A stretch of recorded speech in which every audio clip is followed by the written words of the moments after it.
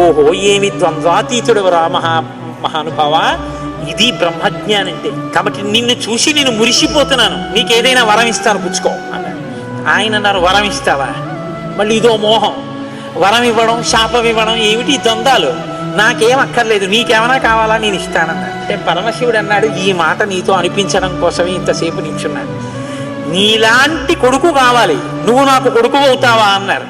అంటే సనత్కుమారుడు అన్నాడు, నీకే కొడుకునవుతానన్నాడు. పార్వతీదేవి అంటే ఏది అంత దీర్ఘం ఇస్తున్నావు, నీకే కొడుకునవుతానంటావేంటి, నీకే కొడుకునంటే నాకు కొడుకువే అంది. అదొక్కటి అడక్కమ్మా అన్నాడు. అదేమయ్యా అదేమిటి, నీలాంటి కొడుకు పుడుతుంటే నా కడుపున పుట్టకపోవడం ఏమిటి?